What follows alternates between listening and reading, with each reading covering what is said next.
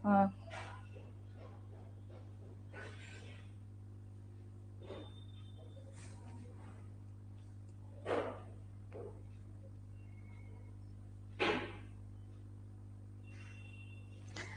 Morning class, good morning everyone. जैसा कि हम यहाँ पे आज न्यू बैच सेशन के रिगार्डिंग क्लास स्टार्ट करी है।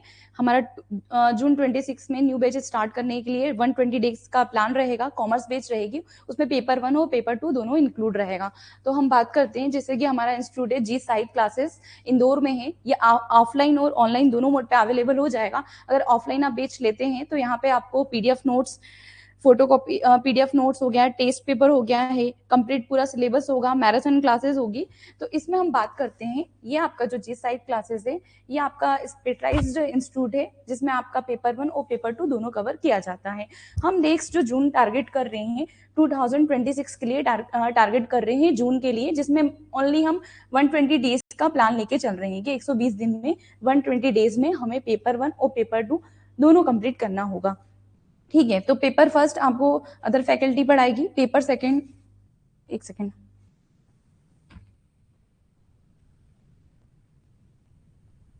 पेपर सेकंड में आपका पेपर सेकंड कंप्लीट सिलेबस होगा, updated as per latest pattern पे होगा कि जो पैटर्न अपडेट किया है यूजीसी नेट ने उसके अकॉर्डिंग होगा। रेगुलर टेस्ट सीरीज होगी, डेली क्लास में डिस्कशंस होगा कि अगर आपका कोई डाउट है तो एक्स्ट्रा क्लासेस भी होती है, डेली डिस्कशंस होता है। फिर मैराथन क्लासेस भी आपकी, जैसे extra classes Saturday Sunday marathon classes भी इंक्लूड की जाएगी। फिर हम डिटेल्ड पीडीएफ नोट्स की बात करते हैं कि आपको प्रॉपर यूनिट वाइज या कॉन्सेप्ट वाइज आपको डिटेल्ड पीडीएफ नोट्स अवेलेबल हो जाएंगे। प्रिंटेड नोट्स अगर आप ऑफलाइन आते हैं तो प्रिंटेड नोट्स रहेंगे, ऑफलाइन आने पे आपको ऑफलाइन क्लासेस ऑनलाइन दोनों का सब्सक्रिप्शन मोड दे दिया जाएगा, और अगर ऑनलाइन लेते हैं तो आपको पीडीएफ अवेलेबल कर दी जाएगी। ठीक है, मोड ऑफलाइन ऑनलाइन दोनों है। और अगर आपको ऑनलाइन जाना है तो उसके लिए आप जो है प्ले स्टोर पे जी साइड क्लासेस ये लोगो रहेगा, ये आप सर्च करके इसमें आप कर लीजिएगा डाउनलोड, यहाँ से हो जाएगा। देन आपको यहाँ से ऑनलाइन क्लासेस अवेलेबल हो जाएगी। ठीक है, और अगर आप ऑफलाइन आते हैं तो ऑफलाइन के लिए हमारा address Sundaram complex Bharupa main road रहेगा, और ये कॉन्टेक्ट नंबर है जिसमें आप कॉन्टेक्ट करके इन्फॉर्मेशन पूछ सकते हैं। ठीक है, तो आई थिंक आपको यहाँ तक सब कुछ समझ में आ गया होगा कि हम कॉमर्स बेच के बारे में बात कर रहे हैं, और कॉमर्स में हम पेपर 1 पेपर 2 दोनों की बात कर रहे हैं कि अगर आप ऑफलाइन आते हैं तो ऑफलाइन आपको पेपर 1 पेपर 2 दोनों की क्लासेस मिलेगी, और साथ में आपको PDF notes, printed notes, classroom test, discussion classes, extra classes ये आपको अवेलेबल होगा। और फेस इंटरेक्शन होगा टीचर से, अगर आपको कुछ डाउट्स होता है और एक्स्ट्रा कुछ पूछना है, ये आपको ऑफलाइन में एक्स्ट्रा फैसिलिटी मिलेगी, और ऑनलाइन में भी आपको दोनों चीज़ें अवेलेबल होगी कि ऑनलाइन में भी आपको प्रिंटेड नोट्स हैं, एक्स्ट्रा क्लासेस हैं, या अदर कुछ डाउट है तो वो आपको रहेगा। ठीक है, फिर हम नेक्स्ट बात करते हैं आपके सिलेबस की।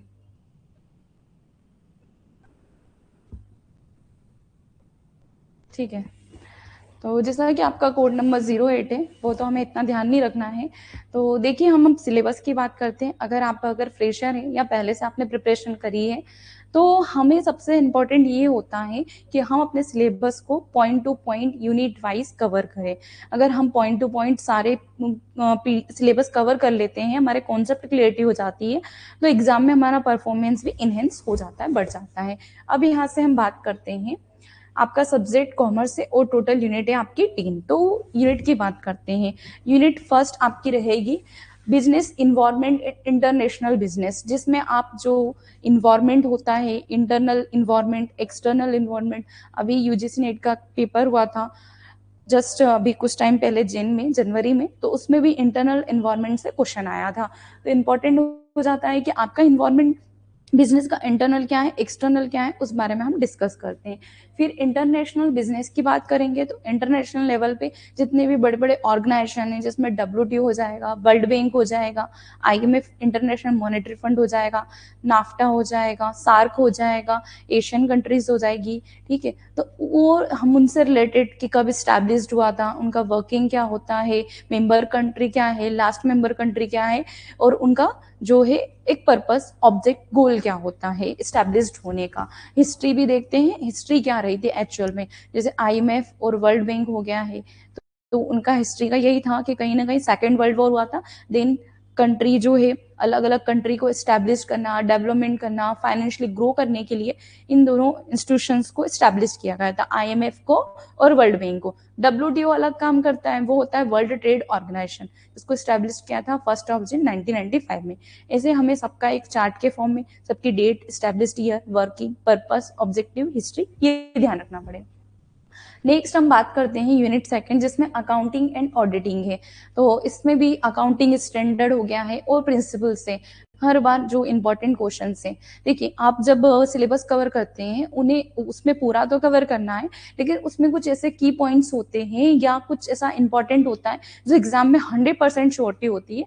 तो जब भी हम क्लासेस लेंगे तो उसमें मैं आपको समझा दिया करूंगी, और एक बार कि ये इंपॉर्टेंट पॉइंट्स है, आप नोट कर लीजिएगा, ठीक है। तो अकाउंटिंग एंड ऑडिटिंग में होता है अकाउंटिंग प्रिंसिपल होता है, तो अकाउंटिंग प्रिंसिपल से क्वेश्चंस बनते हैं, इन अकाउंटिंग स्टैंडर्ड से मैच द कॉलम रहता है, तो उसे आपको मैच करना होता है। ऑडिटिंग की बात करें तो ऑडिटिंग में आपको न्यूमेरिकल, ऑडिटिंग में आपको जनरली क्वेश्चंस आ जाते हैं, और पार्टनरशिप इसमें इंक्लूड होता है जिसमें न्यूमेरिकल क्वेश्चंस आते हैं। अब नेक्स्ट हम बात करते हैं बिजनेस इकोनॉमिक। तो बिजनेस इकोनॉमिक्स में आपको elasticity of demand, types of economics, इससे क्वेश्चंस आ जाते हैं, ठीक है। मार्केट या टाइप्स ऑफ मार्केट, जिसमें ओलिगोपोली होता है, मोनोपोली हो जाता है, it's a part of economics. तो ये भी हम डिटेल में, डेप्थ में पढ़ने की कोशिश करेंगे, ठीक है। अब हम बात करते हैं फोर्थ यूनिट, जिसे बिजनेस फाइनेंस कहते हैं। फाइनेंस में आपको जितने भी फाइनेंशियल इंस्टीट्यूट है, वर्किंग कैपिटल है, बजटिंग है, लीवरेज है, ये हमें टॉपिक कॉन्सेप्ट क्लियरिटी रखनी पड़ेगी। नेक्स्ट है आपका business statics and research method, जिसमें आपका न्यूमेरिकल पोर्शंस भी कवर होता है, साथ में थ्योरेटिकल भी है। मोस्टली 80% तो हमें थ्योरी पढ़नी है, 20% हमें न्यूमेरिकल पढ़ना है, जिसमें आप स्टैटिक्स देख सकते हो। स्टैटिक्स से मीन, मोड, मीडियन, ठीक है। Mean, mode, median, range, range का फॉर्मूला क्या होता है, large value minus highest value minus lowest value होता है, इन्हें हमें कवर करना होता है, ठीक है। मीन, मोड, मीडियन को कवर करना होता है, स्टैंडर्ड डिवीजन को कवर करना पड़ता है। और बेसिकली अगर स्टैटिक्स में कुछ क्वेश्चन है, और इसमें एक क्वेश्चन जो है रिसर्च का भी बनता है, और रिसर्च जो हम पढ़ते हैं पेपर 1 और पेपर 2 में कॉमन रहता है। तो यहाँ पे रिसर्च जो है स्टैटिक पोर्शंस में हमें पढ़ना है, वहां पे पेपर 1 में आपकी यूनिट सेकंड में कवर होता है। तो यहाँ पे रिसर्च से क्वेश्चन आता है, लाइक रिसर्च प्रोसेस हो गई है, या रिसर्च में ऐसा हो गया प्राइमरी डाटा या सेकेंडरी डाटा है, तो ये भी इस टाइप के आपको क्वेश्चंस पीवाईक्यू में पूछे गए हैं, ठीक है। हम नेक्स्ट यूनिट 6 की बात करते हैं, तो इसमें आपका बिजनेस मैनेजमेंट है और HRM है, ठीक है। तो बिजनेस मैनेजमेंट में अगर हेनरी फ्योल हो गए हैं, ठीक है, या FW टेलर हो गए हैं, मैक्स वेबर हो गए हैं, मेरी पार्कर फोलेट हो गए हैं, जितने भी राइटर होते हैं, अगर उन्होंने कोई प्रिंसिपल दिया है, कोई उनका थॉट है या कोई विचारधारा है, तो उसे हमें पढ़ना होगा, ठीक है। उससे क्वेश्चन डायरेक्ट आता है, जैसे आ जाता है क्वेश्चन साइंटिफिक मैनेजमेंट, तो साइंटिफिक मैनेजमेंट है FW टेलर, ठीक है, ठीक है। ब्यूरोक्रेसी मैनेजमेंट की बात करेंगे तो मैक्स वेबर हो जाएगा। और इसके बाद प्लानिंग, कोऑर्डिनेशंस, स्टाफिंग, ऑर्गेनाइजेशंस, पूरा जो पोस्ट कॉर्ब है उसके बारे में हम डेप्थ में पढ़ेंगे। और HRM में अपने में एक अलग टॉपिक होता है, उससे भी क्वेश्चंस आते हैं, मैचिंग करने के लिए आता है, कॉन्सेप्ट आता है, असर्शन इन रीजंस आता है। तो अगर हम बात करें कि 10 यूनिट में सबसे इजी क्या है, तो मैनेजमेंट है। मैनेजमेंट आपने जैसे BCom MCom करा होगा, या BA BBA MBA करा होगा, इस टाइप से अगर, तो आपने पढ़ा होगा उसमें कॉमर्स में मैनेजमेंट में हम प्लानिंग के बारे में पढ़ते हैं, स्टाफिंग के बारे में, मैनेजमेंट पढ़ते हैं, ठीक है। इसके बाद ऑर्गेनाइजेशन पढ़ते हैं, स्टाफिंग पढ़ते हैं, कोऑर्डिनेशन पढ़ते हैं, मोटिवेशन पढ़ते हैं। It's a part of organisation, it's a part of management, ठीक है। नेक्स्ट हम बात करते हैं HRM। HRM में आपको सिंपल इतना याद रखना है, HRM is a process of hiring to firing, मतलब हायरिंग से लेके जो फायरिंग तक पूरी प्रोसेस होती है उसी को हम HRM बोलते हैं, ह्यूमन रिसोर्सेज मैनेजमेंट बोलते हैं, जिसमें सबसे पहला काम क्या होता है, हायर करना। हायर करने का भी एक प्रॉपर एक वे होता है, सिलेक्शन होता है, रिक्रूटमेंट होता है, इंटरव्यू होता है, देन इसके बाद हायरिंग के बाद इंडक्शन प्रोग्राम, ट्रेनिंग प्रोग्राम, ये करवाए जाते हैं, क्लियर है। नेक्स्ट हम बात करते हैं आपका यूनिट 6 हो गई बैंकिंग एंड फाइनेंशियल मैनेजमेंट। तो बैंकिंग एंड फाइनेंशियल मैनेजमेंट में आपको जितनी भी इंपॉर्टेंट बैंक्स हैं उनके बारे में, फाइनेंशियल इंस्टीट्यूशन है उनके बारे में, आरबीआई की हिस्ट्री आपको प्रॉपर पता होना चाहिए। बैंक में जैसे आरआरबी है, स्टैब्लिश हुआ था 2 अक्टूबर 1975 में, ठीक है। आरआरबी के बारे में आपको पढ़ना है। आरबीआई क्या है, फादर ऑफ बैंक है, आरबीआई के बारे में डिटेल में पढ़ना है। नाबार्ड के बारे में पढ़ना है, ठीक है। नाबार्ड जो है आपका एग्रीकल्चर एंड रूरल डेवलपमेंट है, जिसको स्टैब्लिश किया गया था 12 जुलाई 1982 को। तो इनकी डेट से क्वेश्चंस आ जाते हैं। तो जितने भी बैंक है उनको एक हम पूरा डिटेल से कॉलम मेंशन करेंगे और उनको हम पढ़ने की कोशिश करेंगे। कि अपना एसबीआई हो गया, SBI state bank of India है, स्टैब्लिश हुआ था 1 जुलाई 1995 को। एसबीआई के बाद आरबीआई हो गया है, आरबीआई के बाद नाबार्ड हो गया है, नाबार्ड के बाद और अदर बैंक है जैसे रीजनल रूरल बैंक होते हैं जिनको हम क्षेत्रीय ग्रामीण बैंक बोलते हैं। स्पेशली क्या, रूरल एरिया के लिए, रूरल एरिया को डेवलप करने के लिए, उनको ग्रो करने के लिए इन्हें बनाया जाता है। क्लियरिटी है, ठीक है। इसके बाद फाइनेंशियल इंस्टीट्यूशंस भी देखना है, जिसमें आपका इंश्योरेंस आ जाएगा, बीमा आ जाएगा, जिसके लिए इरडा है। तो जैसे लास्ट ईयर एमपी स्टेट में क्वेश्चन आ गया था, पीवाईक्यू में आया हुआ क्वेश्चन से एमपी स्टेट में कि इरडा स्टैब्लिश कब हुआ था, तो उसकी डेट क्या है, 1999 है। तो बेसिकली हमको जो है फैक्चुअल डाटा भी याद रखना है, ठीक है। 1919 किसकी है, इरडा की, ठीक है। तो ये आपको याद रखना है, क्लियर है। इसके बाद हम बात करते हैं बैंकिंग फाइनेंस के बाद मार्केटिंग मैनेजमेंट। तो मार्केटिंग मैनेजमेंट में आपको याद रखना है कि फादर ऑफ मार्केटिंग मैनेजमेंट या मार्केटिंग गुरु बोलेंगे तो उनका नाम है फिलिप कोटलर। फिलिप कोटलर बहुत इंपॉर्टेंट हो जाते हैं अगर हम मार्केटिंग पढ़ते हैं, ठीक है। मार्केटिंग में एडवर्टाइजमेंट आ जाएगा, प्लेस, प्रमोशंस। मार्केटिंग में जनरली जो 4P होते हैं ना, मस्ट इंपॉर्टेंट होते हैं। 4P के बारे में किसने बताया है, जॉन मैकार्थी ने बताया है। 4P हो गया है या 7P हो गया है, इसके बाद 4C होता है, तो उसके बारे में शिमजू ने बताया है।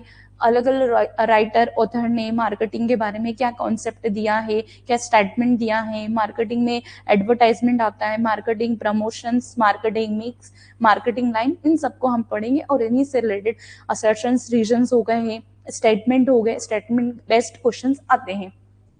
नेक्स्ट यूनिट हो गई है एग्जाम पॉइंट ऑफ व्यू से बहुत इंपॉर्टेंट है। वो इसलिए इंपॉर्टेंट है क्योंकि इस यूनिट में फैक्चुअल क्वेश्चंस, फैक्चुअल डाटा जो है बहुत ज्यादा है, क्योंकि ये यूनिट पूरी की पूरी क्या है, लॉ है। लॉ मतलब नियम कानून होता है। नियम कानून में हम देखते हैं,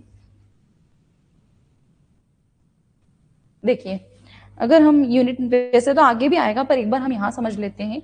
अगर यूनिट 9 की हम बात करें तो इसमें आपको जीएसटी भी डेप्थ में पढ़ना पड़ेगा, ठीक है। चीजें हमें करंट अपडेट भी करनी पड़ेगी, जीएसटी डेप्थ में पढ़ना पड़ेगा। जीएसटी आपका कब आया था, 1 जुलाई 2017 में आया था, ठीक है। जीएसटी के बाद आपको एक्ट पढ़ना है आईपीआर, जिसका फुल फॉर्म होता है इंटेलेक्चुअल प्रॉपर्टी राइट। इसके बाद आपको एलएलपी पढ़ना है, एलएलपी आया था आपका 2008 में, ठीक है। एलएलपी के बाद आपको पढ़ना है सबसे important Indian contract act,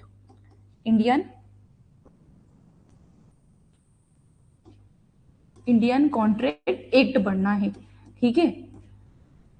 Indian contract act हो गया, ठीक है, जीएसटी हो गया, आईपीआर हो गया, एलएलपी हो गया। और इसके बाद और भी एक्ट और ऐसे रूल्स रेगुलेशंस आते हैं जो हमें पढ़ना होता है, जो हमारे कहीं ना कहीं बिजनेस के लिए इंपॉर्टेंट होते हैं। जैसे एलएलपी किससे होता है, पार्टनरशिप से इंपॉर्टेंट होता है। कॉन्ट्रैक्ट एक्ट किससे इंपॉर्टेंट होता है कि आप अगर कोई कॉन्ट्रैक्ट कर रहे हो, साझेदारी कर रहे हो, तो लीगल फॉर्म में है नहीं इसके लिए, ठीक है। बाकी इसको हम डिटेल में और समझते हैं। लास्ट यूनिट है आपकी इनकम टैक्स। तो इनकम टैक्स में भी आपको चीजें समझनी तो है। इनकम टैक्स आपको जनरली पता है कि अगर अगर आपको टैक्स देना पड़ रहा है तो कहीं ना कहीं आपकी जो सैलरी है, इनकम है, एक लिमिट क्रॉस कर चुकी है, तो वहां पे आपको टैक्स पे करना पड़ता है। आपकी प्रॉपर्टी ज्यादा होती है या रेंटल इनकम ज्यादा है या आपका बिजनेस में ग्रो ज्यादा कर पा रहे हो, तो इसमें हमें मोस्टली जो है सेक्शंस याद करने पड़ते हैं। सेक्शन समझने हैं और याद करने हैं। तो कुछ चैप्टर जो होते हैं जो फैक्चुअल हो गए हैं या उनमें क्वेश्चन ज्यादा बन रहे हैं, वहां से क्वेश्चन। और अभी करंट में जो वेटेज है ना, इनकम टैक्स का ज्यादा है, लीगल के क्वेश्चंस भी ज्यादा पूछ रहे हैं। ऐसे जो यूनिट फर्स्ट है ना, इसमें इंटरनेशनल ऑर्गेनाइजेशन ज्यादा है, तो इसके क्वेश्चंस ज्यादा पूछ रहे हैं, ठीक है। हम आगे बढ़ते हैं और सिलेबस को डेप्थ में समझने की कोशिश करते हैं, क्योंकि आप जब तक सिलेबस को डेप्थ में समझोगे नहीं और पूरा प्रॉपर सिलेबस कवर नहीं करोगे तो फिर क्वेश्चंस आपके नहीं बनेंगे। इसके लिए सबसे ज्यादा इंपॉर्टेंट है कि आप पहले उनके पॉइंट को समझें। और मेरा मानना है कि जो भी अगर यूजीसी नेट कॉमर्स की प्रिपरेशन कर रहा है तो उसके लिए कुछ भी नया नहीं होना चाहिए, क्योंकि आपने 11th-12th में भी कॉमर्स में पढ़ी ये चीजें। पार्टनरशिप पढ़ा है, अकाउंटेंट पढ़ा है, बिजनेस इन्वायरमेंट पढ़ा है, इकोनॉमिक्स भी अगर किसी का सब्जेक्ट रहा होगा एडिशनल तो उसमें इकोनॉमिक्स पढ़ा। जैसे आप प्लेन कॉमर्स लेते हो उसमें इकोनॉमिक्स रहता है, ठीक है। तो आपके लिए कुछ भी नया नहीं, आपने चीजें 11th-12th में, कॉलेज में और मास्टर्स में पढ़ रखी। अगर पढ़ाई की हो, नहीं की है तो कोई बात ही नहीं है, अभी पढ़ सकते हैं। क्योंकि ये हमारा कॉलेज सिस्टम ऐसा होता है ना कि like one day exam type, एक दिन पहले पढ़ के जाओ, नेक्स्ट डे हम एग्जाम देंगे, आप फेयर करेंगे, ठीक है। तो हम यूनिट फर्स्ट की बात करते हैं। तो यूनिट फर्स्ट आपकी, जैसा कि मैंने आपको बताया था, इंटरनेशनल ऑर्गेनाइजेशन और बिजनेस इन्वायरमेंट है। तो इसमें आपको देखना है इसके concept of elements, environment, economic environment, economic state system, economic policy, monetary and physical policy. देखिए इन दोनों में डिफरेंस क्या है, मॉनेटरी एंड फिजिकल पॉलिसी। अभी शॉर्ट में देख लेते हैं, फिर हम डिटेल में देखेंगे, ठीक है। Monetary and physical policy Hindi में बोलते हैं राजकोषीय या मौद्रिक नीति, ठीक है। जो मौद्रिक नीति होती है, मॉनेटरी पॉलिसी होती है, वो डिसाइड कौन करता है, आरबीआई, ठीक है। और इसके बाद आपकी फिजिकल या मॉनेटरी आरबीआई है, फिजिकल जो राजकोषीय होती है वो आपकी डिसाइड कौन करेगा, सेंट्रल गवर्नमेंट। तो यहाँ पे हम इसको गवर्नमेंट याद रखेंगे, इनसे क्वेश्चंस मोस्टली पूछा जाता है, ठीक है। तो अगर आप कोई बिजनेस स्टार्ट कर रहे हो, फॉर एग्जाम्पल आपने यहाँ पे कोई सा जो है एक छोटा सा बिजनेस स्टार्ट करा, तो यहाँ पे आपके क्या क्या फैक्टर काम करेंगे, यहाँ पे आपका इकोनॉमिक हो जाएगा, ठीक है, पॉलिटिकल हो जाएगा, ठीक है, फिर इसका सोशल हो जाएगा, ठीक है, सोशल हो गया, पॉलिटिकल हो गया, लीगल इन्वायरमेंट हो गया। ये सारे आपके बिजनेस को बहुत ज्यादा इम्पैक्ट करते हैं। कैसे इम्पैक्ट करते हैं, और इन्हीं को हम पढ़ेंगे इंटरनल इन्वायरमेंट और एक्सटर्नल इन्वायरमेंट में। क्योंकि जब कोई आप बिजनेस स्टार्ट करते हो तो स्टार्टिंग में ही आपको लाइसेंस, रजिस्ट्रेशन, परमिशन लेनी होती है। क्योंकि विदाउट परमिशन तो आप एक ठेले की दुकान भी करते हो ना, तो उसके लिए भी क्या ऑब्जेक्शन उठ जाता है। तो अगर आपको कोई स्ट्रीट या एक ऐसा कुछ टाइप करना है ना, तो उसके लिए भी आपको परमिशन चाहिए होती है।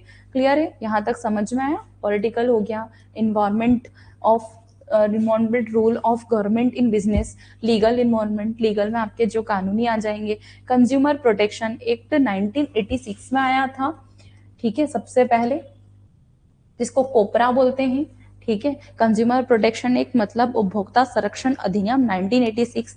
फिर इसमें संशोधन किया गया था और अभी 2019 में संशोधन करा। अब संशोधन की या अमेंडमेंट की जरूरत क्या पड़ती है, इसलिए क्योंकि अब जैसे उपभोक्ता संरक्षण मतलब क्या होता है, जागो ग्राहक जागो। अगर आपका जैसे कोई बिजनेस है, आपने कंज्यूमर को ऐसा कुछ प्रोडक्ट सेल कर दिया है, लाइक एक्सपायरी डेट का सामान दे दिया है, ऐसा कुछ दे दिया है, तो उनका एक राइट होता है कि हमें जो है न्याय मिलना चाहिए, ठीक है, हमारे साथ जस्टिस होना चाहिए। इसके लिए कंज्यूमर प्रोटेक्शन एक्ट आया है और उसमें बीच बीच में जो है अमेंडमेंट या संशोधन होते हैं। तो अभी जो है वर्तमान में या अभी 2019 में अमेंडमेंट संशोधन किए गए हैं। तो आई थिंक ये आया होगा समझ में, इससे भी क्वेश्चंस आते हैं, तो ये क्लियरिटी होना चाहिए। ये भी आपका एमपी सेट में क्वेश्चन आया हुआ है। तो सबसे इंपॉर्टेंट ये है PYQ। सिलेबस तो हम पढ़ लेंगे, लेकिन जो PYQ होते हैं ना, वो रामबाण होते हैं। रामबाण इसलिए होते हैं PYQ क्योंकि विदाउट अ PYQ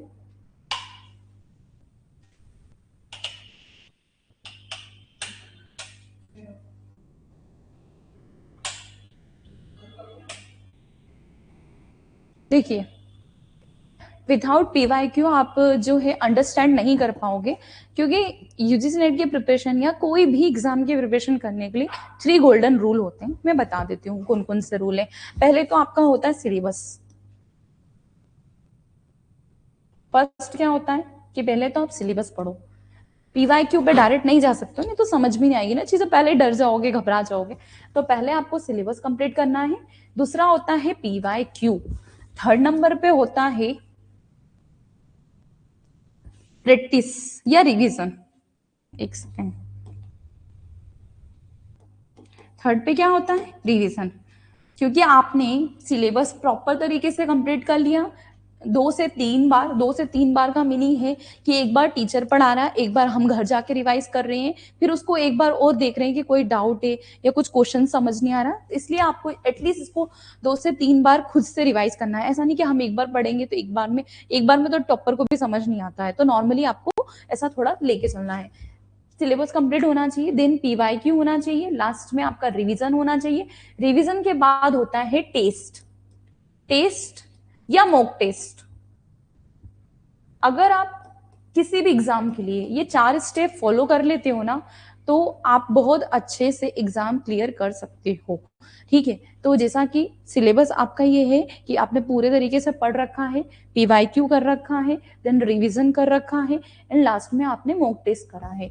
अब एक और इम्पॉर्टेंट पॉइंट है जो मैं आगे का सिलेबस कवर करने से पहले आपको बताती हूँ। ठीक है, अभी हम सिर्फ बात कर रहे हैं, यहाँ पे स्पेस यहाँ बता देते हैं। ठीक है, यहाँ पे बता देती हूँ मैं प्रॉपर तरीके से। देखिए, आप अगर कोई भी एग्जाम यहाँ पे देख लें क्या? ठीक है, मैंने आपको बता दिया, आप कोई भी एग्जाम के प्रिपरेशन कर रहे हैं तो 4 चीज रामबाण होती है, जैसे ही हमें यूजीसी नेट में भी फॉलो करना है। अगर आप यूजीसी नेट की प्रिपरेशन कर रहे हैं तो सबसे पहले आपको यूजीसी नेट का मीनिंग पता होना चाहिए। ठीक है, यूजीसी नेट या सेट का। ठीक है, देखिए हम नेट की बात करते हैं और सेट की बात करते हैं, तो नेट और सेट में डिफरेंस क्या होता है? सेट का मतलब होता है स्टेट एलिजिबिलिटी टेस्ट, मतलब राज्य पात्रता परीक्षा। अगर आप सेट का एग्जाम निकालते हो, सेट में अलग अलग स्टेट में होता है, एमपी सेट की एग्जाम निकालते हो तो वहां के एपी या असिस्टेंट प्रोफेसर के लिए आप क्वालिफाई कर देते हो कि आप एपी के एग्जाम देने के लिए कहीं ना कहीं एलिजिबल हो गए हो, वो एग्जाम देने के लिए आप रेडी हो, आपने सेट का एग्जाम क्लियर कर लिया है। ठीक है, नेट की बात करते हैं तो नेट में जनरली 3 स्टेप होते हैं। तो 3 स्टेप कौन कौन से हो गए? पहला होता है पीएचडी, ठीक है, दूसरा होता है आपका नेट, तीसरा होता है जीआरएफ। ठीक है, तो अगर आप ऑल कैटेगरी में बात करें, जनरल में भी बात करें, तो आपको अगर टोटल आपको पता होना चाहिए 300 का। ठीक है, यहाँ पे पेपर 1, पेपर फर्स्ट और पेपर सेकंड जो कि आपका कॉमर्स है। पेपर फर्स्ट आपका होगा 300 तो टोटल है। पेपर फर्स्ट होगा, इसमें 50 क्वेश्चंस रहेंगे। ठीक है, पेपर सेकंड में 100 क्वेश्चंस रहेंगे। ठीक है, 50 क्वेश्चन रहेंगे, 2 मार्क्स का इच क्वेश्चन होता है, एवरी क्वेश्चन 2 मार्क्स का होता है। तो यहाँ पे आपका 100 हो गया पेपर फर्स्ट का, और पेपर 2 का हो गया है 200, तो टोटल कितना हो गया? 300। और अगर 150 में से अगर आप 100 क्वेश्चन या 110 क्वेश्चन भी टारगेट करते हैं ना, तो आपका जीआरएफ हो सकता है। ठीक है, तो हमारे टोटल क्वेश्चंस कितने आते हैं? 150, और उसमें से हमें कितने लाना है? 120, ये हमारा टारगेट रहेगा।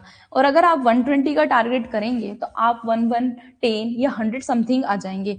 तो अगर हम जीआरएफ की बात करें तो इसमें हम 240 सपोज करके चलेंगे, जैसे अभी जो कट ऑफ गया है अभी 220 के समथिंग गया है।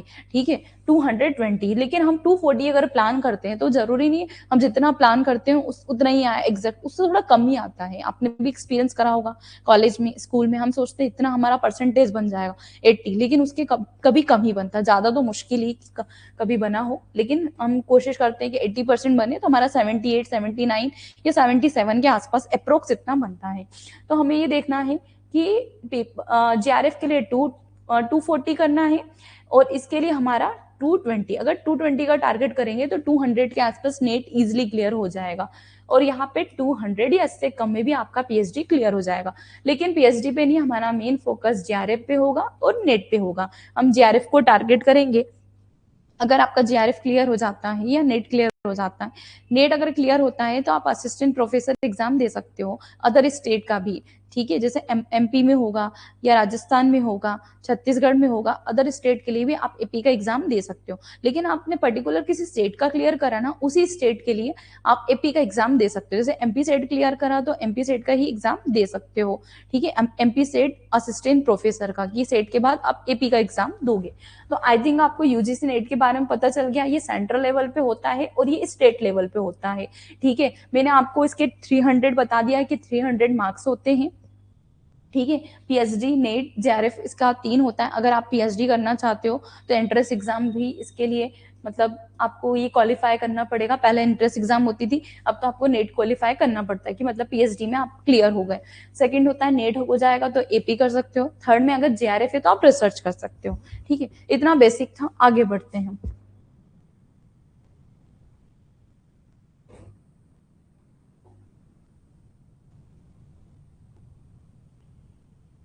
ठीक है, तो देखिए हमने यहाँ से देख लिया था, मैंने आपको बता दिया था कंज्यूमर प्रोटेक्शन एक्ट कब आया था, 1986 में आया था, और अपडेट होके अभी संशोधन होके अमेंडमेंट हो गए कब आया, 2019 में। तो हम उसमें जनरली कुछ कुछ चेंजेस कर लेते हैं। फिर हम बात करते हैं फेमा और फेरा की। फेमा है और फेमा के पहले आया था फेरा, ठीक है। फेरा आपका आया था 1973-74, ठीक है। इसके बाद हम फेमा की बात करते तो फेमा आपका आया था 1999 में। तो दोनों आपको डेट याद रखनी है साथ में, क्योंकि डेट इंपॉर्टेंट होती है, उससे हम थोड़ा रिकॉल कर पाते हैं, हमें समझ पाते हैं। और दोनों में डिफरेंस क्या है हम क्लास में समझेंगे। शॉर्ट में हम देखें फेरा और फेमा। फेरा का मतलब होता है फॉरेन एक्सचेंज रेगुलेशन एक्ट। कहीं ना वहाँ पे रूल्स रेगुलेशन और पॉलिसी इसी की बात करी थी कि आप अगर इंपोर्ट एक्सपोर्ट करते हो, ट्रेड करते हो, बिजनेस करते हो, तो उसके लिए रूल्स रेगुलेशन टफ थे। लेकिन मैनेजमेंट में तो सिर्फ आपको मैनेजमेंट करना है, तो कहीं ना कहीं वो ये दोनों एक ही है, लेकिन हम उसको अपडेट करके इसलिए लेकर आए ताकि उसको थोड़ा सा हम फ्लेक्सिबल लचीला बना सके कि उसमें मैनेजमेंट कर रहे, कंट्रोल नहीं कर रहे हैं, ठीक है। इसके बाद हम बात करते हैं social cultural factor, their influence on business corporate social responsibility, CSR की बात करते हैं। तो अभी आपका सीएसआर कितना है, 2% है। सीएसआर का फुल फॉर्म क्या होता है, कॉर्पोरेट सोशल रिस्पॉन्सिबिलिटी, ठीक है। सामाजिक उत्तरदायित्व होता है, वो किसका होता है कि कुछ जो बड़े बिजनेसमैन होते हैं, लाइक अंबानी हो गए, अडानी हो गए, तो अगर वो इतना बिजनेस में इतना अर्न कर रहे हैं तो उनका एक सोशल रिस्पॉन्सिबिलिटी बनती है कि वो अपना कॉन्ट्रीब्यूशन उन लोगों को दें जो एक समाज के दायरे में पीछे रह गए हैं, तो उनको आगे बढ़ाने के लिए, जो गरीब हैं या कुछ ऐसा वर्ग है तो उनके लिए डोनेशन या दान दें एनजीओ के थ्रू या डायरेक्ट जैसे भी हो। तो इसके लिए कितना है, 2% है। अब बात करते हैं scope and importance of international business. International business क्यों जरूरी है, जिसमें हम पढ़ेंगे एलपीजी। एलपीजी का फुल फॉर्म क्या होता है, लिबरलाइजेशन, ग्लोबलाइजेशन एंड प्राइवेटाइजेशन। ये जरूरी इसलिए था क्योंकि आप जब तक अपनी एक्सपोर्ट इंपोर्ट या ट्रेड इंटरनेशनल लेवल पे नहीं करोगे तो आपकी इकोनॉमी को जनरेट नहीं होगी या आप और ज्यादा प्रॉफिट अर्न नहीं कर पाओगे। इसलिए एलपीजी, लिबरलाइजेशन, प्राइवेटाइजेशन, ग्लोबलाइजेशन बहुत इंपॉर्टेंट है। तो इसको हम डेप्थ में और क्लास में देखेंगे, ठीक है। अभी तो हम सिलेबस डिस्कशन कर रहे हैं। तो यहाँ पे हम globalisation, its driver and modes of entry into international business की बात करते हैं। Theory of international trade, trade जो इंटरनेशनल लेवल पे आप ट्रेड कर रहे हो उसमें डब्ल्यूटीओ हो गया है, ठीक है। जैसे आईपीआर होता है, आईपीआर में भी ट्रेडमार्क ये सब इनका ही पार्ट होता है डब्ल्यूटीओ का। Government interventions in international trade, tariff and non tariff barrier देखना है, और इंडियंस फॉरगिन ट्रेड पॉलिसी देखना है, ठीक है। कि अगर आप जो है बाहर अदर कंट्री में ट्रेड करते हो तो उसकी क्या पॉलिसीज होती है उसके बारे में हम बात करते हैं, जिसमें हमको देखना है एफडीआई और एफपीआई के बारे में। तो एफडीआई और एफपीआई क्या होता है, वैसे बेसिकली दोनों में क्या करते हैं, एफडीआई का फुल फॉर्म होता है फॉरेन डायरेक्ट इन्वेस्टमेंट, इसमें हम इन्वेस्टमेंट करते हैं, और इसमें भी क्या होता है, फॉरेन पोर्टफोलियो इन्वेस्टमेंट होता है। दोनों इन्वेस्टमेंट का टाइप है। और हाँ, इससे पीवाईक्यू में क्वेश्चंस पूछा गया था, अभी जस्ट जो नेट का एग्जाम हुआ ना उसमें आया था, ठीक है। अब हम बात करते हैं, हमें एफडीआई और एफपीआई के टाइप्स भी पढ़ना है। हॉरिजॉन्टल हो गया, वर्टिकल हो गया है, ठीक है। इस टाइप से एफडीआई के टाइप्स होंगे जो हमें क्लास में डिस्कस करना है, ठीक है। इंडिया में जो एफडीआई की पॉलिसीज क्या है, क्योंकि बहुत सारे जो हैं इंडिया में फॉरेनर्स आ रहे हैं, इन्वेस्टर्स आ रहे हैं और वो इन्वेस्ट कर रहे हैं, क्योंकि उन्हें ऐसे पॉलिसीज या उनके जो है बिजनेस पॉलिसीज, रूल्स, ट्रेड बहुत अच्छा लग रहा है, तो उसमें इन्वेस्टमेंट करने जा रहे हैं, उसमें फायदा दोनों का है, हमारा भी और उनका भी।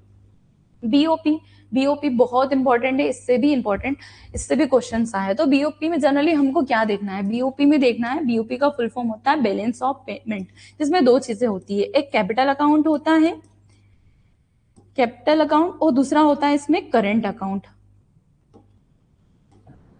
ठीक है, तो क्लास में हम और ज्यादा डिस्कस करेंगे, अभी सिर्फ इतना ध्यान रखना है कि जब हम कोई भी बिजनेस करते हैं, ट्रेड करते हैं, एक इंटरनेशनल लेवल पे ट्रांजेक्शन्स करते हैं, तो उसके लिए बैलेंस ऑफ पेमेंट इंपॉर्टेंट होता है, कि आप अपना जो बैलेंस है पेमेंट का, कि लेन देन है, उसको मेंटेन करके चलो। तो उसमें हम करंट अकाउंट भी ओपन करते हैं, कैपिटल अकाउंट भी ओपन करते हैं, कि उसमें हमारा जो ट्रांजेक्शन्स हो रहा है, जितना हमने लिया है, जितना हमारा लोन है या कैश में है, वो सब इसमें लिखा जाता है। Important in concept of BOP. फिर हम यहाँ पे देखेंगे रीजनल इकोनॉमिक इंटीग्रेशंस, कि रीजनल लेवल पे क्या होता है। जैसे लास्ट टाइम आया था सार्क से क्वेश्चंस, सार्क से क्वेश्चन आया था एमपी सेट में। तो सार्क से क्वेश्चन कैसा आया कि सार्क मेंबर कंट्री में इंक्लूडेड नहीं है, तो उसमें ऑप्शन था चाइना, तो चाइना आंसर आएगा। चाइना इसलिए इंक्लूडेड नहीं है क्योंकि हम रीजनल, अपना रीजनल सेक्टर की बात कर रहे हैं। रीजनल मतलब स्पेशली एक क्षेत्र विशेष की बात कर रहे हैं,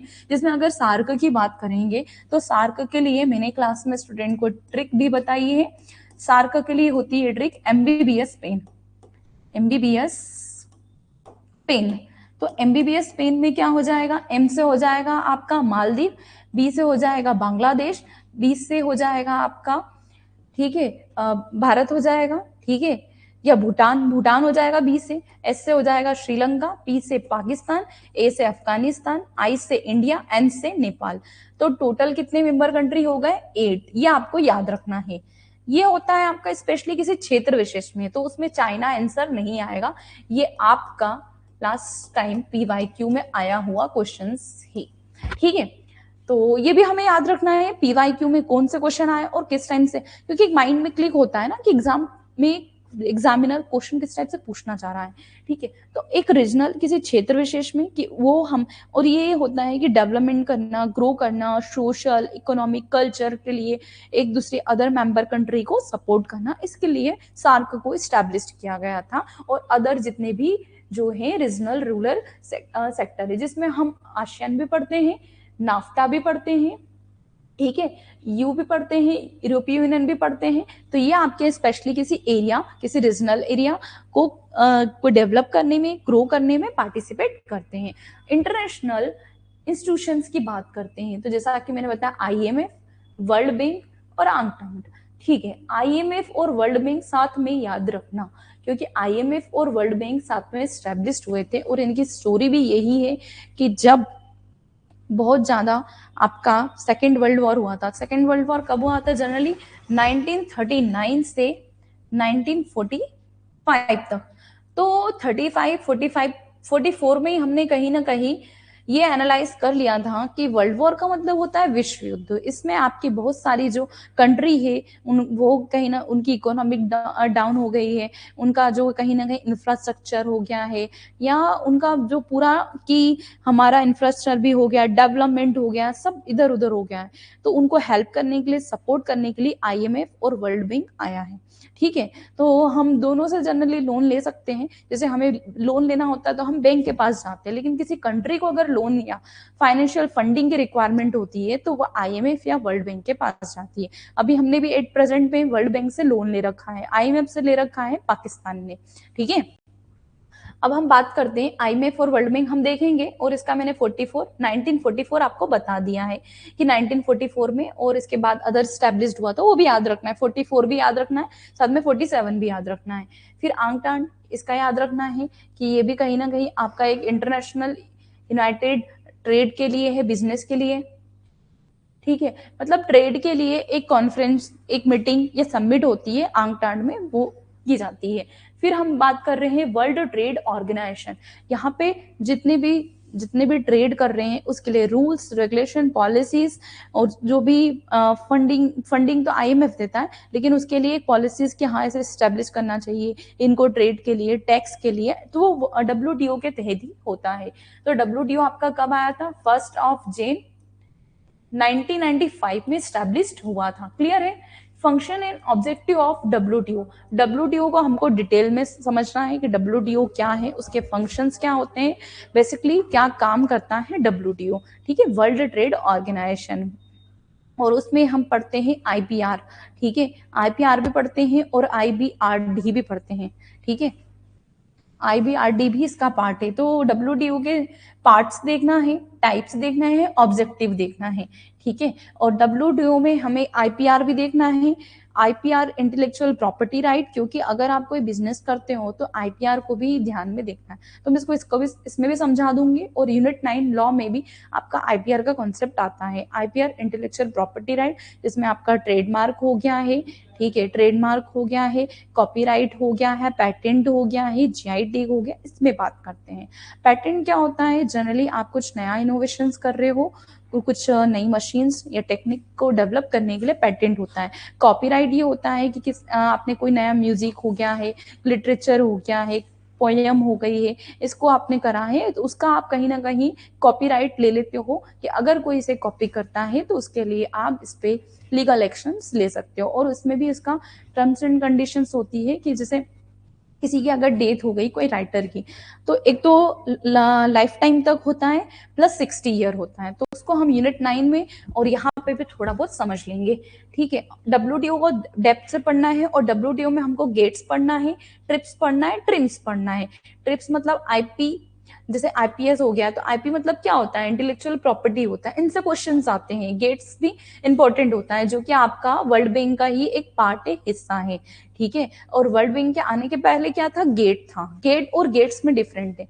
गेट्स जो है वर्ल्ड बैंक का पार्ट है, और जो गेट है general agreement tariff and trade, वो गेट के पहले आया था। गेट का ही नाम चेंज करके डब्ल्यूटीओ या वर्ल्ड ट्रेड ऑर्गेनाइजेशन कर दिया गया था। गेट आपका 1947-48 में स्टैब्लिश हुआ था। क्लियर है यहाँ तक?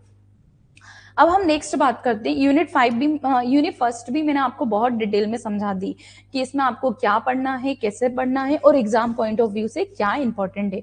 अब हम यूनिट सेकंड की बात करते हैं जो आपका है अकाउंटिंग इन ऑडिटिंग। तो ये नाम भले ही अकाउंटिंग एंड ऑडिटिंग है, लेकिन इसमें पार्टनरशिप भी है और आपका कॉस्ट अकाउंटिंग भी है। तो सबसे पहले हम बात करते हैं अकाउंटिंग की, जिसमें आपको बेसिक अकाउंटिंग प्रिंसिपल पढ़ना है। प्रिंसिपल मतलब होता है सिद्धांत। सिद्धांत मतलब ये होता है कि अगर आप कोई बिजनेस करना चाहते हो तो उसके लिए आपकी क्या रूल्स है, रेगुलेशन है, पॉलिसीज है। जैसे इसमें एक प्रिंसिपल आता है going concern principle. Going concern को बोलते हैं चालू व्यवसाय की अवधारणा, कि अगर आप कोई बिजनेस स्टार्ट कर रहे हो तो आप ये तो नहीं सोचोगे कि जस्ट इसको 3 to 4 मंथ के लिए हम स्टार्ट करें, नहीं, वो लॉन्ग टर्म के लिए होता है। तो वही इसमें आपको मनी मेजरमेंट कॉन्सेप्ट देखना है कि बिजनेस में आप कुछ भी हो, भले ही आपका एम्प्लॉय कितना भी अच्छा, उसमें जो ट्रांजेक्शन्स लिखेंगे मनी से रिलेटेड डेबिट या क्रेडिट किए जाते हैं।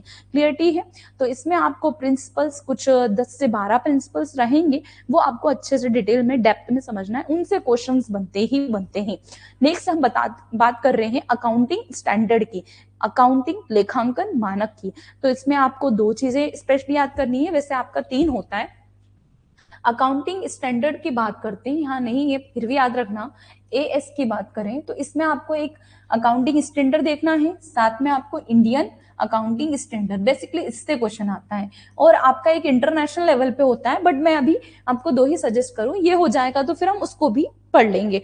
पढ़ाना तो मेरा काम है, लेकिन आपको इसमें रट्टाफिकेशन लर्निंग का काम करना पड़ेगा, क्योंकि इसमें अकाउंटिंग स्टैंडर्ड 1 है, 2 है, 3 है, एक पूरी टेबल फॉर्म में रहेगी जिसमें आपको मैं समझा दूंगी, देन आपको लर्न करना है, ठीक है। ये भी मोस्ट आईएमपी है, इनसे क्वेश्चन पीवाईक्यू में आए हैं। तो जहां भी मैं बोल रही हूँ इंपॉर्टेंट है, एग्जाम में क्वेश्चन आए हैं, उनको रटना है। और ये आपको जब क्लासेस होगी उसमें आपको पीवाईक्यू भी कराए जाएंगे, कुछ क्वेश्चंस भी बीच में करवाए जाएंगे, जैसा कि मैंने आपको स्टार्टिंग में ही बता दिया था।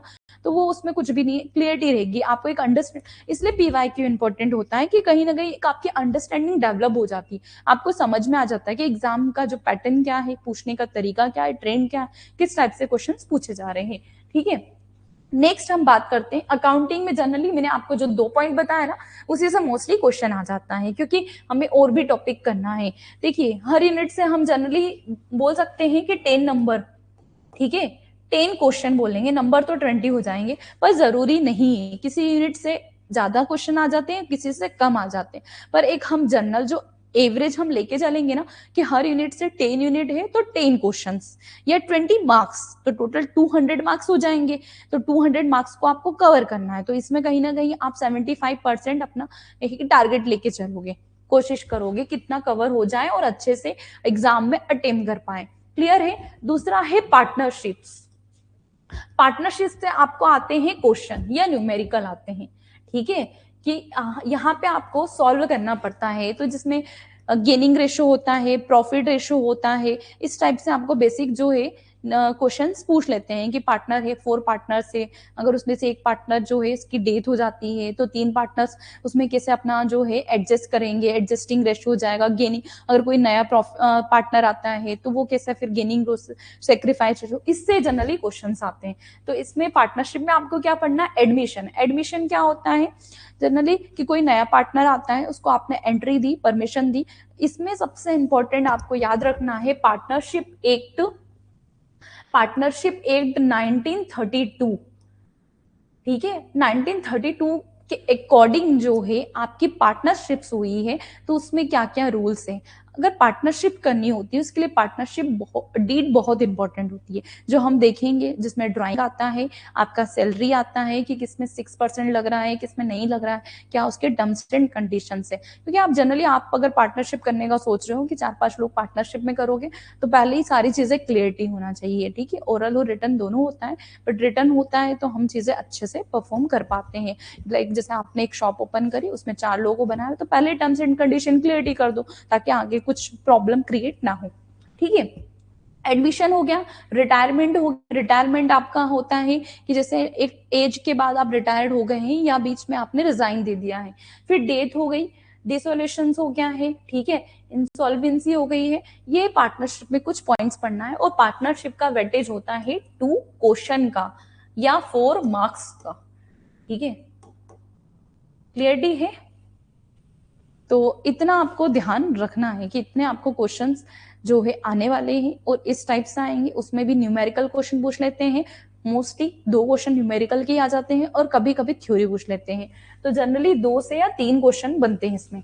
अब नेक्स्ट आएगा, ये हो गया। नेक्स्ट है आपका कॉर्पोरेट अकाउंट, ठीक है। कॉर्पोरेट अकाउंट में आपको इशू देखना है, फॉरफीचर देखना है, रिजर्व देखना है, आप शेयर लिक्विडेशन देखना है, कंपनीज देखना है और अमलगेशन है।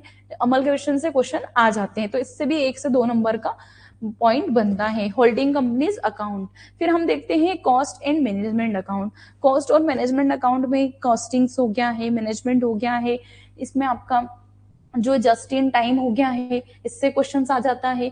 लाइफ साइकिल कॉस्टिंग हो गया है, ठीक है। काइजिन कॉस्टिंग हो गया है। तो इसको हम जब क्लास में पढ़ेंगे ना बहुत अच्छे से पढ़ेंगे कि जैसे एग्जांपल है, अभी मैं पूरा आपको एक चीज सारी चीजें समझा नहीं सकती हूँ। काइजिन कॉस्ट में क्या होता है, ये जापानीज टेक्निक्स होती है कि आपके प्रोडक्ट की क्वालिटी को इनहेंस करने के लिए, डेवलप करने के लिए जो काइजिन कॉस्ट आया था। क्लियर है। तो marginal costing, break even point जिसको बीईपी बोलते हैं। ब्रेक इवन पॉइंट में क्या होता है, नो प्रॉफिट नो लॉस। क्या कॉन्सेप्ट होता है, नो प्रॉफिट नो लॉस। मतलब एक ऐसा टाइम आ जाता है जब आपके बिजनेस में ना तो फायदा हो रहा है ना तो नुकसान हो रहा है। स्टार्टिंग में तो इन्वेस्टमेंट टाइम होता है, दिन के बाद प्रॉफिट होता है। एक टाइम ऐसा आता है ना तो प्रॉफिट हो रहा है ना लॉस हो रहा है, वो होता है ब्रेक इवन पॉइंट। उसको एनालाइज करेंगे, इससे क्वेश्चंस आते हैं, इंपॉर्टेंट है। एबीसी है, इनसे भी क्वेश्चंस आते हैं, जिसको एक्टिवेट बेस्ड कॉस्टिंग बोलते हैं। कि आपने जो एक्टिविटी करी है, जितना उसमें आपने रॉ मटेरियल, जितना आपने उसमें प्रोडक्शन करा है, ठीक है, जितना आपका उसमें मैन्युफैक्चरिंग हुआ है, एडवर्टाइजमेंट हो गया है, तो एबीसी कॉस्टिंग मतलब एक्टिविटी, कि आपकी एक्टिविटी है उसके बेस, उसके आधार पे क्या कॉस्ट हो सकती है। फिर कॉस्टिंग ऑफ डिसीजन मेकिंग, कि आप जो कॉस्टिंग करते हो उसके लिए डिसीजन मेकिंग बहुत इंपॉर्टेंट रोल प्ले करती है। तो बेसिकली इस चैप्टर से या कॉस्ट एंड मेन, तो इससे भी आपका जो है 2 से 3 क्वेश्चन का वेटेज होता है। तो इसमें क्या पूछते हैं, जस्ट इन टाइम वाला पूछते हैं।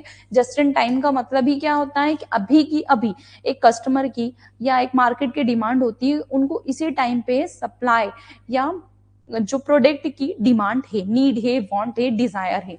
क्लियर है। ठीक है। तो इसमें ब्रेक इवन पॉइंट हो गया है, काइजिन कॉस्टिंग हो गया, एबीसी हो गया है और जस्ट इन टाइम, ये आपके इंपॉर्टेंट हो जाते हैं।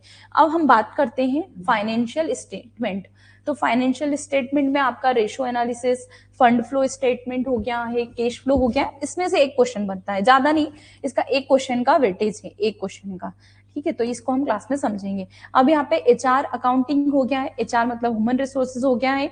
तो अगर एचआर को किसी को हमने इंसान को रखा भी है तो हम देखेंगे उसका भी हम कहीं ना कहीं सैलरी स्लिप अकाउंटिंग करते हैं कि उसको कितना पे करना है, कितना उसने वर्किंग करा है। एचआर मतलब हम खुद होते हैं, ह्यूमन रिसोर्सेज, हम खुद एक संसाधन जो कि फ्यूचर में कहीं ना कहीं कॉन्ट्रीब्यूशन करने में हमारा, फ्यूचर में हम इकोनॉमी में कॉन्ट्रीब्यूशन कर सकते हैं, ठीक है।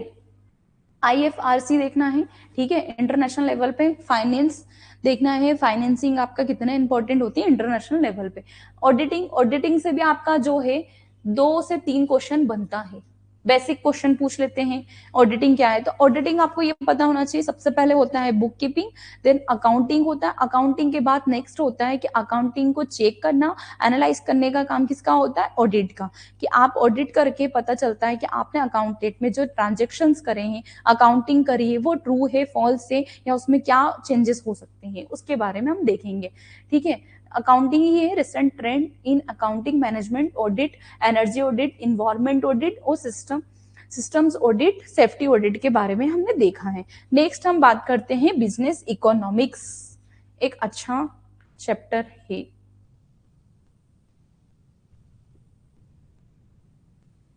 ठीक है।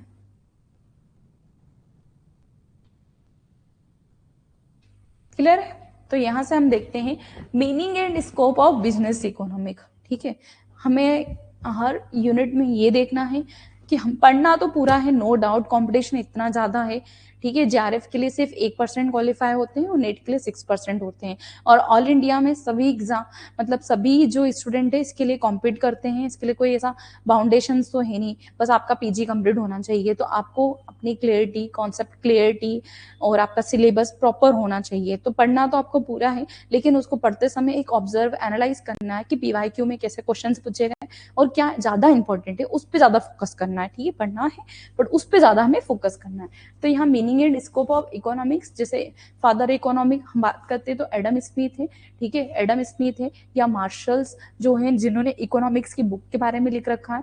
ऐसे हमें कुछ कुछ चीजों के बारे में पढ़ना है, राइटर या ऑथर के बारे में।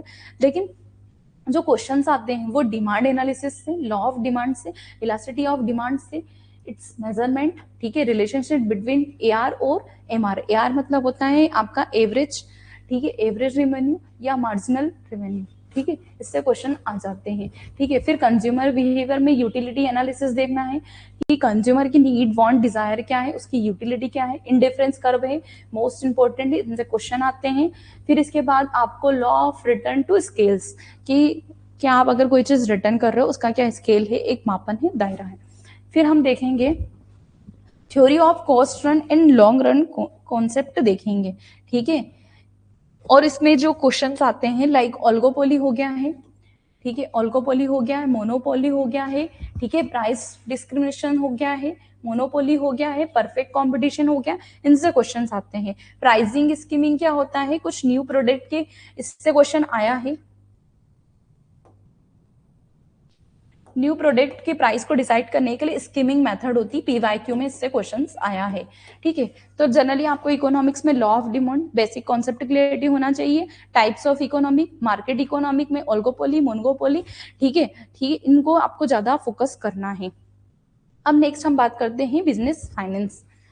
फाइनेंस मतलब क्या होता है, फाइनेंस में आपका जो फाइनेंशियल इंस्टीट्यूशंस हैं, लाइक जितने भी आपके नाबार्ड हो गए हैं, ठीक है, और भी जैसे आपके बैंक वगैरह हो गए हैं, आपके स्टेट लेवल के बैंक हो गए, इंटरनेशनल, तो वो इसमें भी हो जाएगा। यूनिट 7 बैंकिंग में भी क्लियरिटी हो जाएगी। तो यहाँ पे हम देखेंगे sources of finance, lease financing की बात करेंगे, cost of capital and time value of money, ये भी इंपॉर्टेंट है, इससे क्वेश्चन आया है। Capital budgeting decision, conventional and scientific techniques of capital budgeting analysis, working capital, dividend decision, कि जो डिविडेंड होता है, लाभांश का बंटवारा हम कैसे करते हैं, थ्योरीज और उसकी पॉलिसीज की बात करेंगे। फिर इंटरनेशनल मॉनेटरी सिस्टम की बात करेंगे। फिर foreign exchange rate risk and hedging techniques, hedging techniques must important है, पीवाईक्यू में से क्वेश्चन आया है, ठीक है। यहाँ पे अगर हम बात करें तो कैपिटल बजटिंग, इससे भी क्वेश्चन आया है, कैपिटल स्ट्रक्चर से भी क्वेश्चन आया है, टाइम वैल्यू ऑफ मनी से भी क्वेश्चन आया है। फिर इंटरनेशनल फाइनेंस मार्केट इंस्ट्रूमेंट, ठीक है, यहाँ पे करेंसी देखना है, GDR, ADR, international attribute, multinational capital budgeting, ये भी हम फोकस करेंगे। नेक्स्ट हम बात करते हैं यूनिट 5 की। यूनिट 5 की बात करते हैं तो ये आपका business statics and research method, कि इसमें बिजनेस स्टैटिक्स में आपको जैसा कि मैंने बताया कुछ क्वेश्चंस आते हैं, न्यूमेरिकल आते हैं, और साथ में आपका रिसर्च का एक क्वेश्चन बन जाता है, और बेसिक आपका थ्योरी से क्वेश्चन बन जाता है। तो क्लियर है, सेंट्रल टेंडेंसी में आपका मीन, मोड, मीडियन ये आ जाएगा। स्टैंडर्ड डिवीजन आपको अलग से पढ़ना रहेगा, जो कि कार्ल पियर्सन ने दिया है, ठीक है। इसको हम शॉर्ट में देख लेते हैं, क्योंकि जैसा कि अब टाइम भी हो रहा है तो हमें ये चीजें सेशन ज्यादा लंबा नहीं करना चाहिए, ठीक है। प्रोबेबिलिटी देख सकते हैं, पॉसिबिलिटी देख सकते हैं, रिसर्च डिसीजन, ठीक है, डाटा कलेक्शन, ठीक है, यहाँ से डाटा कलेक्शन हो गया है, इसमें आपका प्राइमरी है और सेकेंडरी डाटा है, इससे क्वेश्चन आया है। चल क्यों नहीं रहा है ट्राई, ठीक है।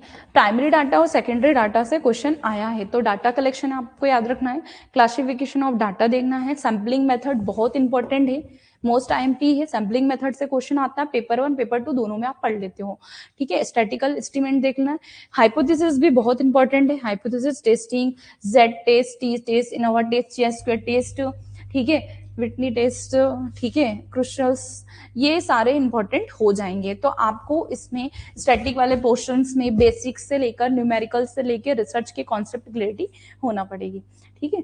नेक्स्ट हम बात करते हैं आपका यूनिट 6। यूनिट 6 में मैंने आपको शॉर्ट में पहले ही बता दिया था, और शॉर्ट में हम देख सकते हैं या रीड कर लेते हैं, कि इसमें आपको आएगा प्रिंसिपल फंक्शन ऑफ मैनेजमेंट, कि कहीं ना कहीं आप प्रिंसिपल, और प्रिंसिपल इंपॉर्टेंट हो जाते हैं, ठीक है, प्रिंसिपल इंपॉर्टेंट हो जाते हैं। अब हम बात करते हैं ऑर्गेनाइजेशन स्ट्रक्चर के बारे में, फॉर्मल इनफॉर्मल की बात करते हैं। तो फॉर्मल इनफॉर्मल में आपको ग्रेप वाइन, जो इनफॉर्मल का एक टाइप होता है, वो याद रखना है। Organisation, span of control, responsibility, authority, इनसे क्वेश्चन आया है। Delegation of authority and decentralisation, motivation, leadership, concept and theory, corporate government and business ethics, human resource management, इससे भी क्वेश्चन आता है, ये भी इंपॉर्टेंट है। Concept, role and function of HRM, human resource planning, recruitment, selection, training, development, succession plan, ठीक है। फिर इसके बाद आपको ध्यान रखना है परफॉर्मेंस अप्रेजल, इनसे क्वेश्चन आता है, ये भी इंपॉर्टेंट हो जाएगा, आईएमपी, ठीक है, इंपॉर्टेंट हो जाता है। Job evaluation, incentive and fringe benefit, performance appraisal including 360 degree perform होगा, collective bargaining and workers participation in management, ठीक है, personality, prescriptions, attitude, emotions, group dynamic, power and politics, conflict and negotiations, stress management, ठीक है। Organization culture से भी questions आते हैं, important है, पीवाईक्यू में आया है। क्लियर है? तो पढ़ना सब कुछ है, छोड़ना कुछ भी नहीं है, पर हाँ ये जरूर पता होना चाहिए क्या इंपॉर्टेंट है, उस पर ज्यादा फोकस करना है, कि वो तो हमें रटा होना चाहिए, एग्जाम में आना ही है तो गलत नहीं होना चाहिए, बाकी तो पढ़ना है, क्योंकि आपका अगर 100 क्वेश्चन आ रहे तो मोस्टली चीजें आपकी कवर हो रही है, एक यूनिट में आपके 10 क्वेश्चन या 20 नंबर का बन रहा है।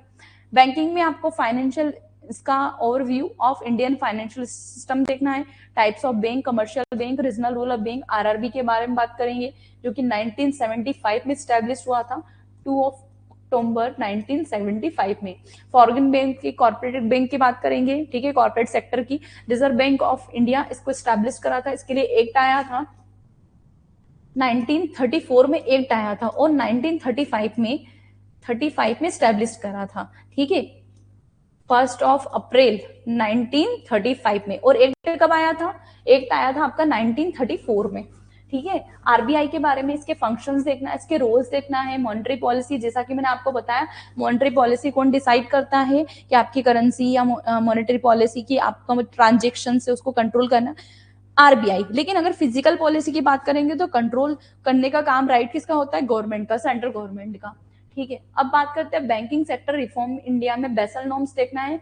बेसल एक प्लेस थी जहां पे आपका जो है इससे रिलेटेड कि फाइनेंशियल या बैंकिंग से रिलेटेड जो सबमिट हुई थी उसके बारे में हम देखेंगे। वेसल स्टॉर्म इंपॉर्टेंट होता है, पीवाईक्यू में इससे क्वेश्चन आया है, ठीक है। Risk management, NPA management, NPA मतलब होता है नॉन परफॉर्मिंग असेट।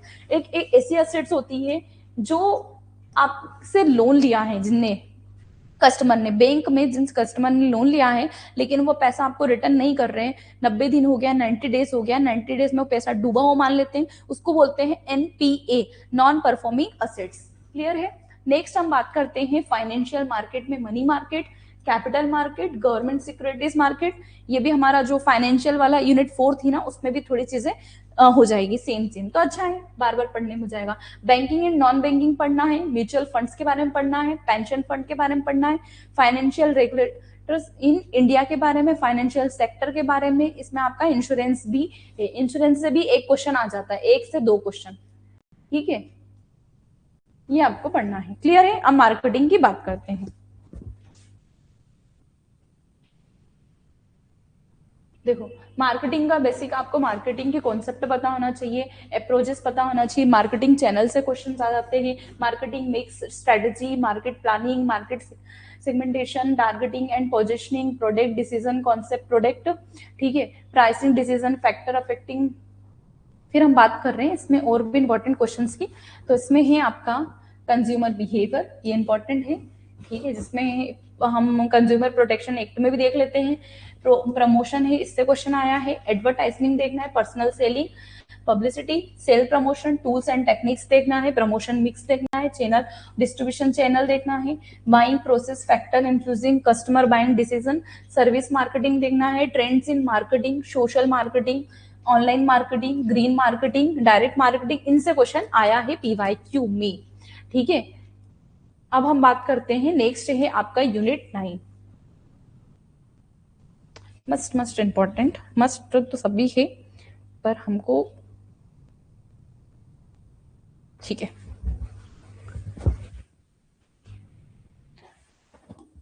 ठीक है। आई इंडियन कॉन्ट्रैक्ट एक आईसीए, तो ये याद रखना आया कब था, 1872 में, सबकी डेट याद रखना है। तो इंडियन कॉन्ट्रैक्ट एक क्या होता है, एग्रीमेंट और कॉन्ट्रैक्ट में क्या डिफरेंस है वो देखना है। फिर इसके बाद आपको सेल्स ऑफ गुड एक्ट, जिसको हम बोलते हैं सोगा, ठीक है, सोगा देखना है। सोगा कब आया है आपका, 1930 में। ये कब आया है, 1872 में।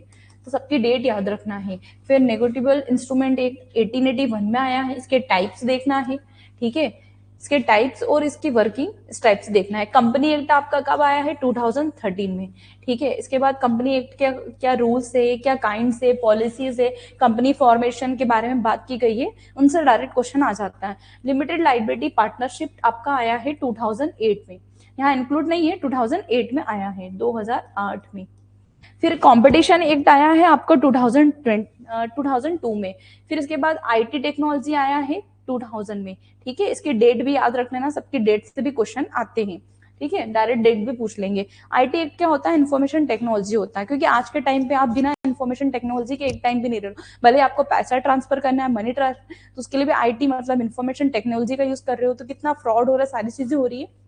इसके लिए rules regulation policy IT act में इसका प्रावधान किया गया है, ठीक है। आरटीआई मतलब होता है राइट टू इन्फॉर्मेशन, सूचना का अधिकार, कि आपको पब्लिक इन्फॉर्मेशन या गवर्नमेंट की कोई ऐसा सेक्टर है जिसके आपको इन्फॉर्मेशन चाहिए तो आप आरटीआई लगा सकते हो, ठीक है। जैसे कोई कंस्ट्रक्शन हो रहा है, कोई बिल्डिंग बन रही है, इसकी इन्फॉर्मेशन के लिए आप आरटीआई लगाओगे, लेकिन सेक्शन 8 और 9 आप उसमें प्रोहिबिटेड है, वो नहीं लगा सकते हो, क्योंकि इसमें प्राइवेसी है, या जैसे सीबीआई हो गया है, रॉ हो गया, इनकी जासूसी, आप किसी के प्राइवेसी के बारे में नहीं पूछ सकते, उसके बारे में सेक्शन 8 और 9 में बता रखा है। बाकी एक्ट में आरबीआई जो आपका आरटीआई एक्ट है उसमें आप सूचना का अधिकार है, आप वो पूछ सकते हो। फिर आईपीआर पढ़ना है, जो मैंने आपको पहले ही बताया, इसमें पेटेंट, ट्रेडमार्क, कॉपीराइट, ठीक है। इसके बाद IPR intellectual property right, trends हो गया, जीआई टैग हो गया है। फिर लास्ट में आपका आएगा जीएसटी, जीएसटी मतलब गुड्स एंड सर्विस टैक्स आपको पढ़ना है।